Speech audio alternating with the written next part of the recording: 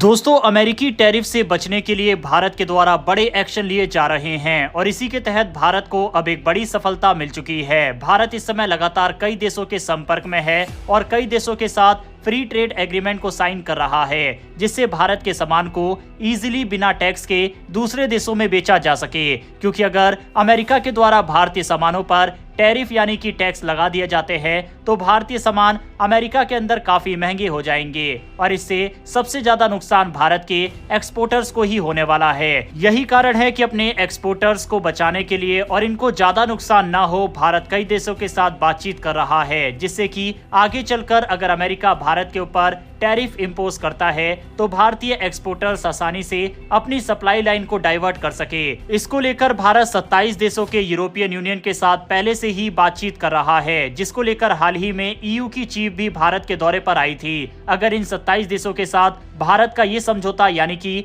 European union के साथ free trade agreement Bharat कर लेता है तो भारत को इससे काफी फायदा होगा। इसके अलावा भारत यूनाइटेड किंगडम यानी कि ब्रिटेन के साथ भी फ्री ट्रेड एग्रीमेंट को लेकर बातचीत कर रहा है। लेकिन जहां इन लोगों के साथ भारत की बातचीत हो रही है, वहीं न्यूजीलैंड के साथ भारत ने फाइनली फ्री ट्रेड एग्रीमेंट को साइन करने का मन बना लिया है। इससे पहले भारत ऑस्ट्रेलिया, यूएई, मॉरिशस से एफटीए साइन कर चुका है। वहीं तेजी से इसको लेकर और भी कई देशों के साथ भारत बातचीत कर रहा है। हाल ही में न्यूजीलैंड की प्रधानमंत्री क्रिस्टोफर लक्सन भारत दौरे पर आए और कई अहम मुद्दों पर चर्चा हुई, लेकिन सबसे बड़ी खबर फ्री ट्रेड एग्रीमेंट को लेकर है। अगले 60 दिनों में भारत और न्यूजीलैंड के बीच ये समझौता साइन होने की संभावना है, जिससे दोनों देशों के व्यापारिक संबंधों को मजबूती मिलेगी। रिपोर्ट्स के अनुसार इस समझौते से व्यापार 10 गुना तक बढ़ सकता है। आपको बता दें कि 2010 में दोनों देशों ने पहली बार एफटीए पर बातचीत शुरू की थी ताकि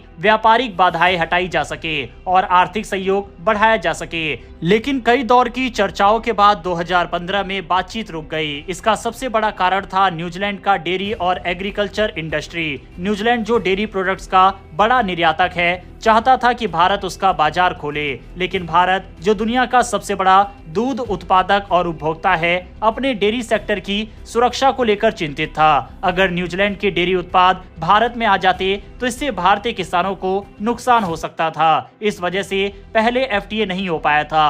अब न्यूजीलैंड चाहता है कि उसकी चीन पर निर्भरता कम हो और वह नए बाजारों में अपनी पहुंच बनाए। इसके अलावा अमेरिका के राष्ट्रपति डोनाल्ड ट्रंप द्वारा कई देशों पर टैरिफ लगाने की नीति के कारण भी न्यूजीलैंड और अन्य देश नए व्यापारिक समझौते की ओर बढ़ रहे हैं। भारत और न्यूजीलैंड के बीच साइन होने जा रहे एफटीए से कई सेक्टर पर इम्पैक्ट पड़ेगा, जैसे कि पहला डेयरी और एग्रीकल्चर। न्यूजीलैंड दुनिया का सबसे बड़ा डेयरी निर्यातक है, जबकि भारत सबसे बड़ा उत्पादक और उपभोक्ता। भारत चाहता है कि उसका बाजार सुरक्षित रहे, इसीलिए संभावना है कि दोनों देश फेज्ड एक्सेस यानी धीरे धीरे बाजार खोलना या जॉइंट वेंचर मॉडल अपनाए। दूसरा, फार्मास्यूटिकल्स और हेल्थ केयर। भारत दुनिया का सबसे बड़ा जेनरिक दवाइयों का निर्यातक है, जबकि न्यूजीलैंड में हेल्थ केयर काफी महंगा है। ये समझौता भारतीय दवाओं के लिए न्यूजीलैंड के बाजार को खोल सकता है। तीसरा, क्रिटिकल मिनरल्स और technology. Bharat rare earth minerals तक अपनी पहुंच बढ़ाना चाहता है और न्यूजीलैंड में लिथियम, कोबाल्ट जैसे खनिज प्रचुर मात्रा में उपलब्ध है।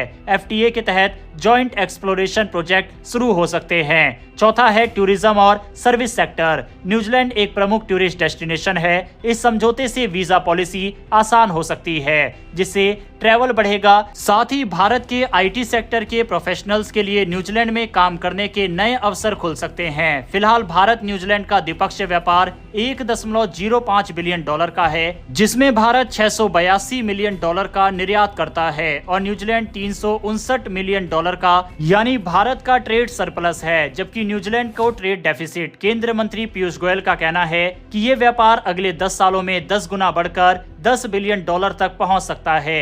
न्यूजीलैंड के व्यवसाय पहले से ही भारत के फूड प्रोसेसिंग और ई कॉमर्स सेक्टर में रुचि दिखा रहे हैं। इस समझौते का केवल आर्थिक ही नहीं बल्कि रणनीतिक महत्व भी है। भारत इंडो पैसिफिक क्षेत्र में अपने संबंध मजबूत कर रहा है और न्यूजीलैंड इस क्षेत्र में चीन पर अपनी निर्भरता कम करना चाहता है।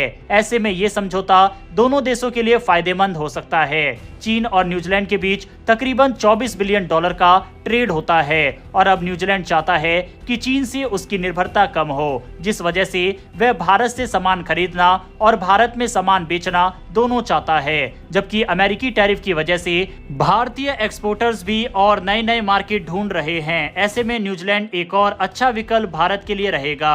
भारत के द्वारा उठाए जा रहे इन सभी कदमों से अगर कल को अमेरिका सच में भारत के ऊपर भारी टैरिफ लगा भी देता है तो भारत के कई सेक्टर बच जाएंगे। जैसे कि फार्मा सेक्टर पर भी प्रतिबंध लगाने की बात अमेरिका ने कही थी।